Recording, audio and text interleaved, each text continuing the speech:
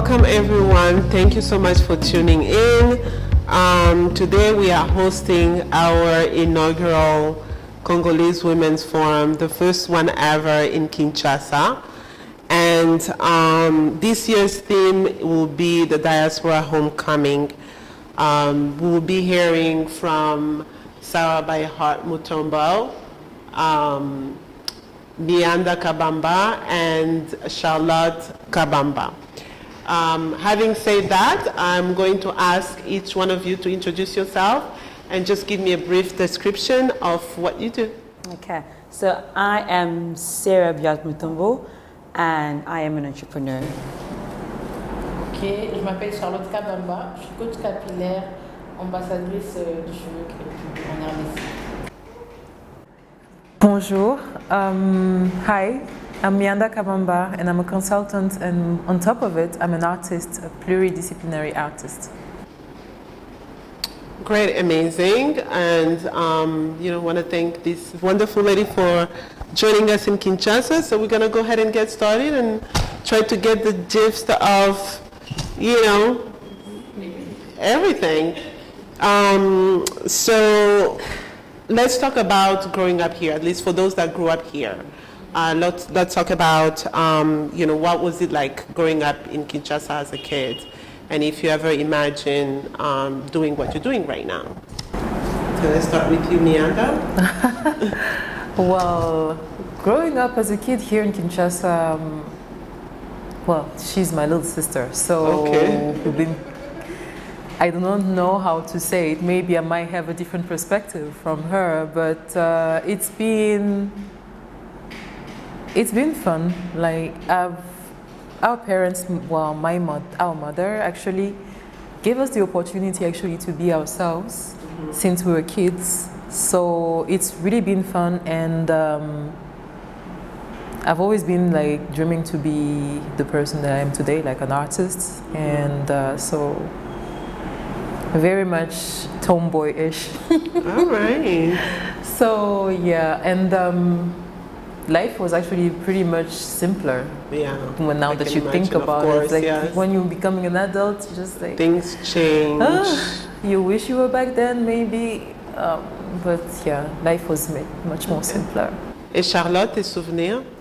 Alors moi, je dirais que je m'attendais vraiment pas à ce revirement de situation, parce que je suis toujours, mais j'étais très timide et renfermée. Donc du coup, je ne savais pas encore ce que je voulais faire plus tard dans la vie. Donc je regardais un peu autour de moi les exemples dans la famille et je me disais j'allais me décider, et je me suis décidée à l'université.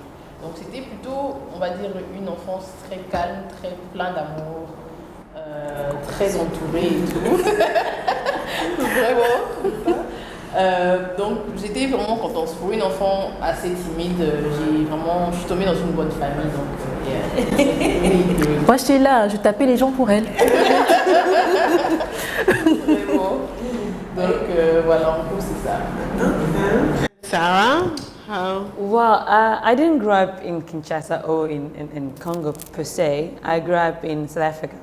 But I must say I left Bushmai when I was like 5. Okay, that was and I have vivid memories of when I was back there. Oh. So I must say my childhood in Bushmai was amazing. Like I have imagery of me playing and laughing, the sun coming out. So those are the memories that I think kept, not haunting me, but kept on calling me back home. Yeah. So when I grew up in South Africa, I'd imagined I would be an entrepreneur some way, somehow. In high school, I had an idea.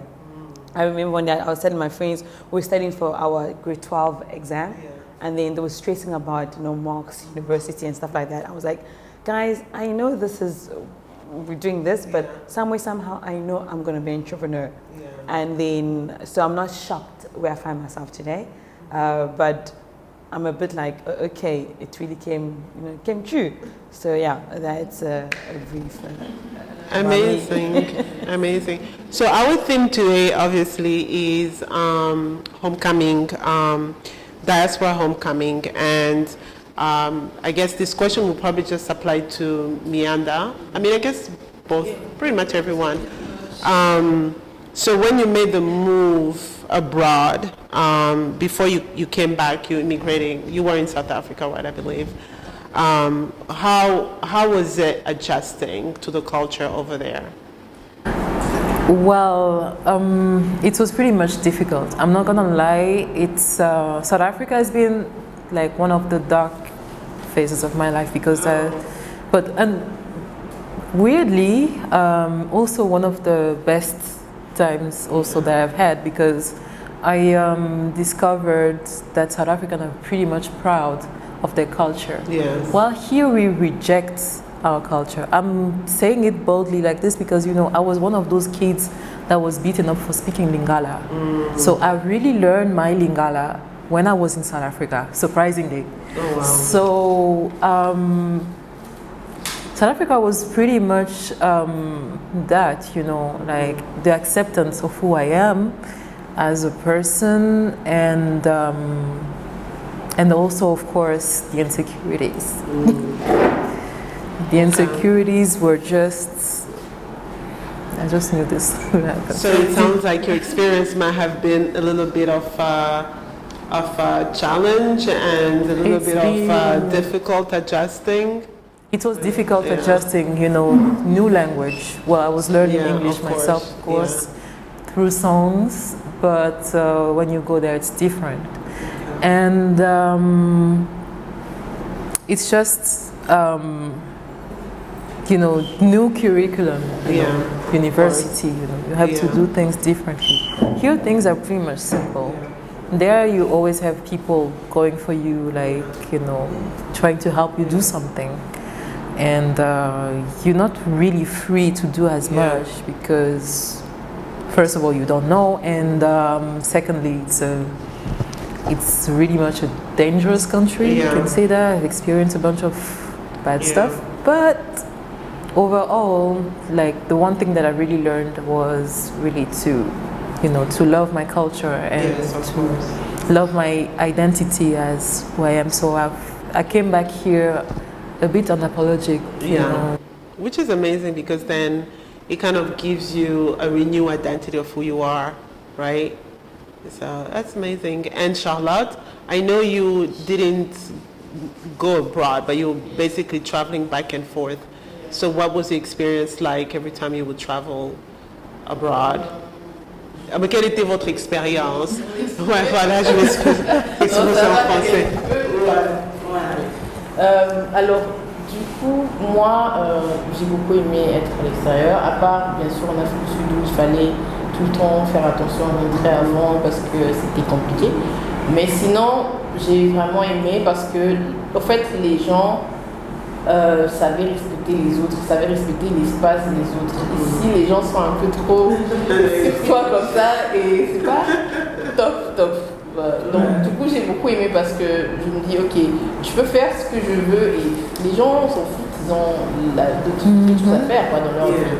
Mais quand je revenais, c'était quand même, j'étais contente de revenir. C'est toujours le cas. Il y a la famille, tu retrouves tes repères en fait ici. Donc du coup, mais en même temps, ça me manquait quand même de ne pas être ailleurs et tout. Donc en fait, c'est un peu mitigé entre les deux. Fantastic. So tu as pris des deux, quoi. Oui, j'ai pris des deux, effectivement. Surtout même dans mon comportement, beaucoup disent mais toi, cette fois, tu viens pas d'ici. Non, je suis d'ici, mais juste ce que j'aime bien prendre justement la culture des autres et tout. Surtout la nourriture, j'aime beaucoup. Donc voilà. Yeah, we can never go wrong with food. And Sarah, how about you, your experience? I know you moved when you were 5, but you know, obviously I'm pretty sure at that age, I'm not sure if you remember the adjusting. I do remember, like my experience is totally different from hers. Yeah. Because for me, I consider South Africa as my second home. Because I went there very young, okay, so as a young kid, your mind is ready to adapt to anything. Exactly. So adapting was very easy for me. Learning the new language was easy for me. I think the only challenge I probably had was learning the local language. Okay, I can hear it perfectly. I can speak a bit as well. So for me, adapting was very much easy, and as she said, South Africa made you realize that loving your roots, it's very important. That's why for that I give them big ups for it. But for me, generally was a nice environment to live in, beside the crime. But my whole family is that side. So for me, it's like I had no attachment to Congo some way, somehow. But deep inside of me, I had a strong attachment. But for me, I think the experience was very nice because I was very young. So I integrated very easily, and I very easily made friends very easily. So my whole life, it's been, I feel like South Africa is like my second home. Yeah, so it was quite easy and simple. You said you speak also their language, like which language do you speak? Zulu. Zulu? Nakhuluma kancane. So you can sing that song. What is that Jesus song that everybody, is that in Zulu? Jerusalem. Yeah. It's in Zulu, Suti. I'm not too sure. Nema. Ikaya. Okay, I think Zulu. Ikaya land is like my home. Yeah. Jerusalem is my home. Yeah. So yeah. All right. So Sarah, I'm gonna start with you for the next question. Yes. Since you've been gone the longest, and this question applies to everyone, but I'm gonna ask you first. What made you decide to come back after being gone since you were 5 years old? Because obviously, it was a long time. Well, what made me come back was the idea that building something back home. Beside the fact that when I'm in another country, South Africa, I feel like a foreigner constantly. It's a constant reminder that I'm foreign. So for me, I was like, okay, fine. If here, no matter how long I've been here, they consider me as a foreigner, I might as well go back to a place where I belong. So the idea of belonging, made me come back home. Amazing. Mianda? Yeah, for me it was pretty much not a choice. But I was happy that choice was made for me. Okay. Since, with the crimes happening over there, I've been a victim several times. It's been affecting my academic. So I was studying marketing over there, but at some point I just couldn't stand approaching others because of what was done to me. I was scared to go out, I was scared all the time. And at that time, emotional intelligence wasn't as known as it is right now. So I understand that my parents were very much furious and they wanted me to come back. And my dad didn't understand like how, here I was just thriving, because I always had that support. I was feeling safe. I came back home and I noticed that people were changing money, like, outside. And I was just nobody was shocked. No one was getting arrested. People were staying out till whatever they wanted to, even 4 a.m. they'll be walking out, you'll still see people. Of course, crime happens, but it's not, to that extent. You don't really feel in danger compared to there. There you have to hold, even your phone, you don't put them in the pockets because you're scared, So then for you, coming back was a decision that was made for you, but it was a good one. Very good one. Best decision done for me was coming back here. And Charlotte, I know that, obviously you've always been here. So my question for you will be a little bit different. Have you ever felt the need to leave Congo and live abroad? Oui. Parce que, non. Parce que, pour moi, à un moment donné, je me dis, quand on reste trop longtemps ici, on commence à prendre un peu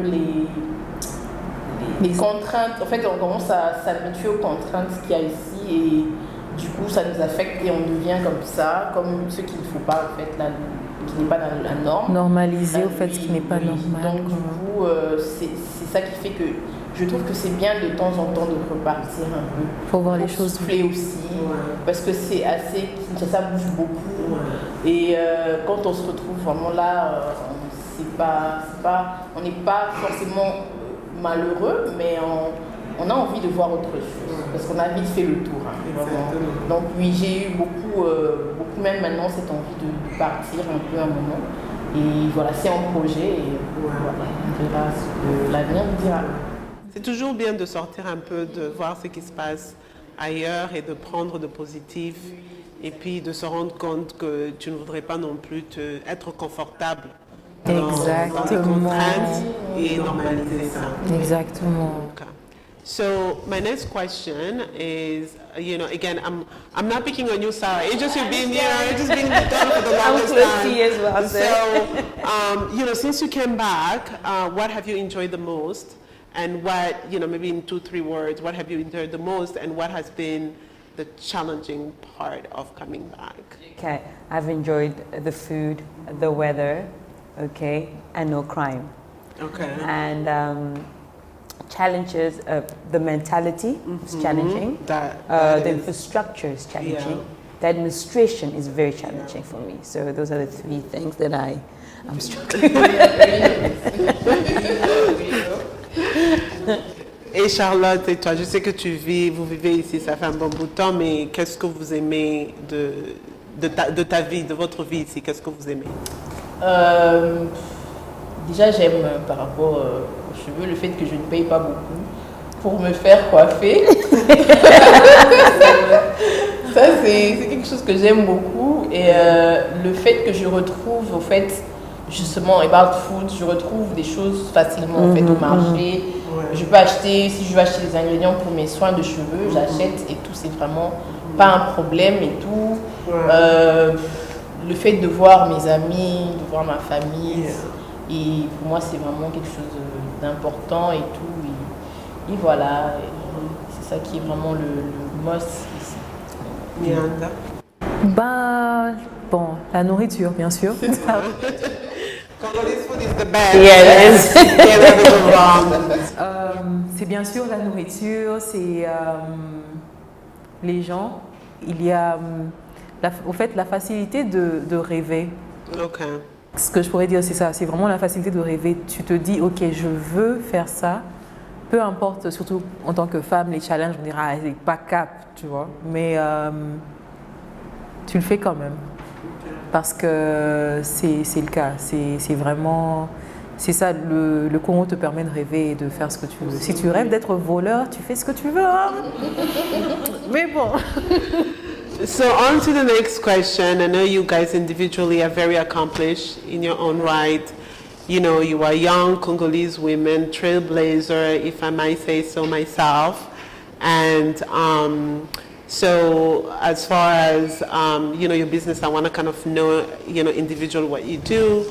So for Sarah, I know that you wear multiple hats and, you have many endeavors, but which one did you pursue first and how was getting involved in other businesses and initiatives? Okay, so my first business I started when I was in uni was Byart Cosmetics. Okay, and then later on I came with another company to Congo, which is Byart Medical, and that was brought me here to Congo. And then in addition to that, I also am part of a platform which is called the Ex-diapolead. And I think that's beautiful because us sitting here as diaspora, it's one of those things I'm passionate about. Okay. So literally it's a platform where we just help with integration because me going through a few things, I understand how it feels like coming back home. It's something you get overwhelmed. So we want to bridge that gap. Okay. Yeah, hence I'm a founding member of Ex-diapolead. Okay. Yeah. And is it like an organization or people can sign up? How do you go about? It's an organization, but we do allow people to sign up. Okay. So basically, if you go to www.ex-diapolead, you can sign up. Literally, we want everybody who's coming back, who wants to come back, to sign up on the platform, so we can assist them with things or questions or whatever they would need as coming back to integrate back in the country. Okay. Because when I came back, thank God I had a sister that was here, so integration was quite easy and faster. Yeah. But I can imagine somebody else coming back and they have nobody. It can be chaotic. So we're here for that. Yeah. Exactly. And Miranda is an amazing artist. Thank you. Right? And as an artist and marketing consultant, how does each field complement each other? It's actually... And how do you navigate both? Well, I'm actually grateful for this role that I'm doing right now because being a consultant at that firm, which is Makakati Africa, Yeah. they pretty much are targeting people for their originality. So they don't Okay. really try to look for the mainstream stuff, Okay. but adapt each person's technique or strategic or talent into something because they know that this person is talented. Yeah. So they're trying to let you do whatever you're best at and bringing it into the, I can say, the strategy. Yeah. So I'm pretty much doing my art, but for someone. I can say Okay. that. So I haven't properly really, I can say, like showed whatever I could, but I'm still adapting it. But outside of that, I'm pretty much an artist, like a pluridisciplinary. As I said, I do music, I do videos, I act. Yeah. Okay. She dances. She's an amazing singer, by the way.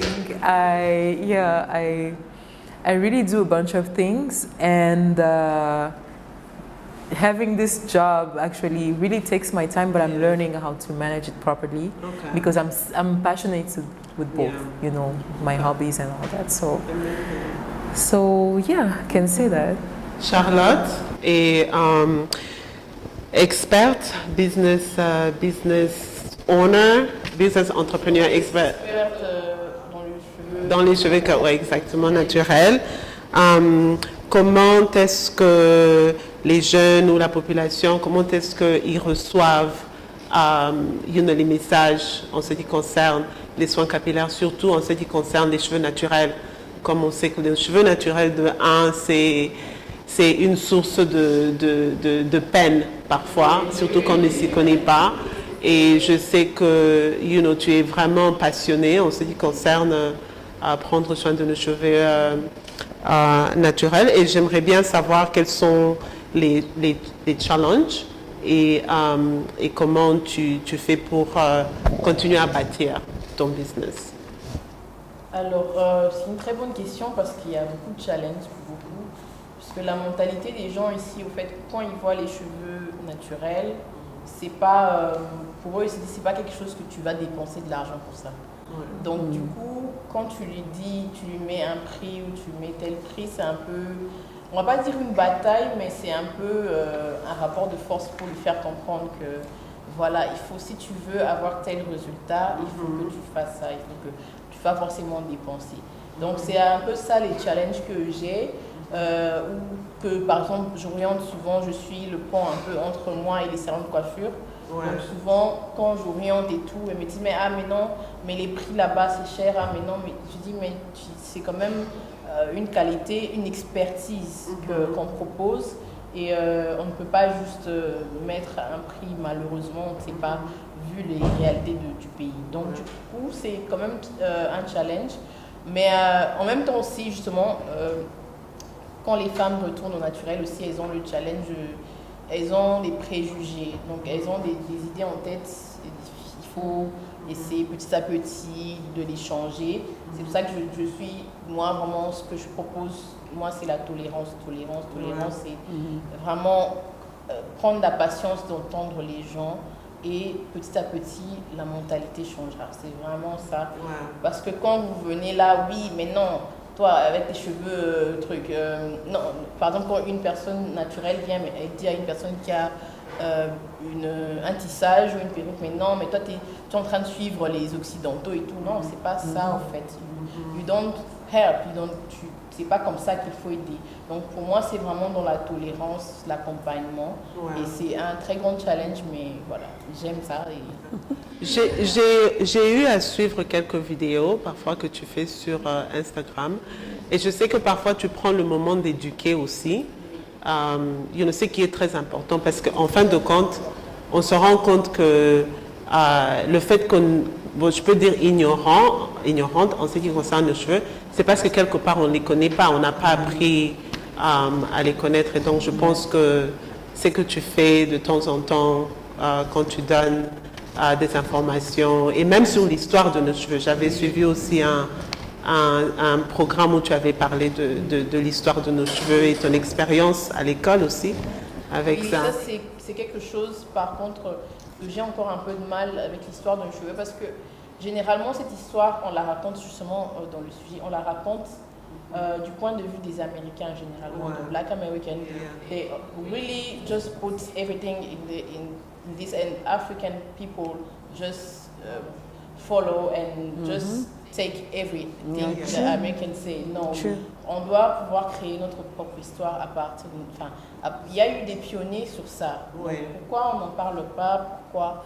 Donc c'est tout ça, au fait, qui fait que j'ai arrêté un peu de suivre toutes ces choses-là et d'essayer de reconstruire, de reformuler et voilà, de raconter notre histoire par nous, au fait. Voilà, c'est pas qu'on est les excluants, on ne les exclut pas, mais c'est juste pour pouvoir, pour une fois, dire, au fait, nous aussi, on peut raconter notre histoire. Et puis nos expériences sont aussi différentes en ce qui concerne les cheveux aussi. Tu vois, leur expérience est peut-être basée sur... le traitement, tout ça, le climat aussi et tout, donc il y a aussi ça. But, so we've talked a lot about business and, Diaspora Homecoming, and now let's, just want to see what you guys do for fun. So we're going to try to talk a little bit about social life, what you guys do. How do you have fun in Kinshasa? What do you do to have fun in Kinshasa? I have crazy friends. I have crazy friends. I like to we actually count down. I think we're maturing. But we used to love partying a lot. And sometimes even dancing on the street, not caring about a single person, a single soul. We wouldn't just care. We'll just be partying. But most importantly was the bond that we shared. And but recently, we're more quiet, we're more mature. So, and I'm in a relationship as well. So I spend more time with my man. We do stuff. Okay, so let's talk about relationship per se, because I know sometimes, young Congolese women and even men, have a hard time as far as dating life. I know you are in a relationship, but how is dating life, or how has been dating life in Congo? Well, I can say that I've been a serial dater. I can say that. Me too. I use the dating app. Okay. They have a dating app? No, she uses Tinder. Okay, so Tinder Congo. Okay. She uses Tinder. She is serious into that. But okay, so I see there's some action going on, Sarah.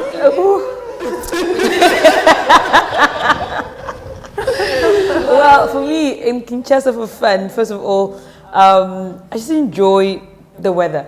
I like being outside. Like for me, I cherish the weather like nobody's business because I just love the tropical atmosphere we have. So for me, I like going out, eating, trying different restaurants, although we have very few. Yeah. So I'm a foodie, so I really like trying, different food, different restaurants, different places. So I do for fun besides being with my, of course, sister. I go out a bit here and there, but not too much. I kind of explore the outskirts of Kinshasa here and there. And then, of course, when it comes to dating life, I heard Congolese men are bad. No. I heard of that. They are? I heard of that, but I know they're gorgeous, though. They are gorgeous. They're gorgeous. Ooh, they're gorgeous. I think we have the most gorgeous African men I found here. So when I came, I was hoping to experience the gorgeousness, but we're still on the... Oh no, we're still looking. Well, I do believe that you will get the right person, at the right time. So what should somebody that is trying to move back, what should they expect? What do you think should be the expectation of them moving back? For somebody that decides to want to move back, what should they expect? Well, I guess based on the experience. Yes, I think they should already be ready to be uncomfortable. Yeah. From the go seat, like they should be ready to be uncomfortable. Okay. And to be ready to adapt quickly and fast. And for us whose French is not too perfect, take some French classes, guys. Please do. It'll help you a lot. But yeah, I think adapt, learn a bit of French if you don't know French, and Lingala or any local language. And I think just be ready to have an open mind and to have an experience. Yes. And have patience. Yeah. That's very important. Patience for change. Things have not totally changed, but when you come back, be very patient. Yeah. Exactly. I second what she says because that's the one thing, whenever I've been asked that question, I always tell people, be be prepared, be really prepared because what you're going to see here, there's a lot of unpredictability. Exactly. So it's so unpredictable that, you have to really adapt to the changes happening, the constant changes, and do your best not to be crazy, to become crazy because there are crazy things happening around here. And Charlotte? Moi, je peux dire aux gens d'être assez résilients, de travailler sur leur résilience, mais en même temps de pouvoir chercher les bonnes personnes en fait qui vont vous aider parce que c'est très important. C'est vrai qu'on tombe souvent dans beaucoup d'endroits, on tombe souvent sur des mauvaises personnes, mais il y en a en tout cas beaucoup ici à Kin. Il y en a beaucoup à Kin, en RDC en tout cas. Il y en a beaucoup qui ont un grand cœur, qui sont prêts à aider et tout, et ça c'est important. Après, je ne sais pas comment faire pour déterminer les mauvaises et les bonnes personnes, mais ça c'est le conseil que je donnerais. Wow, Congolese Women's Forum 2022.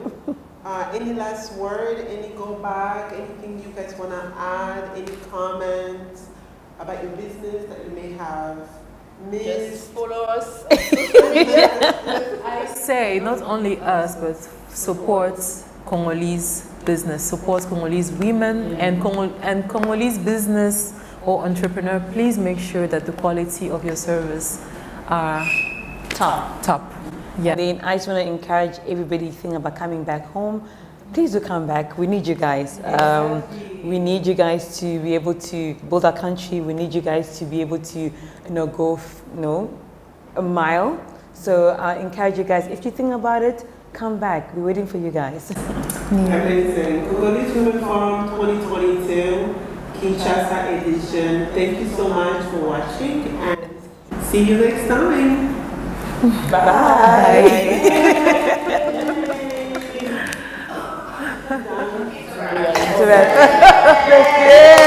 Bye.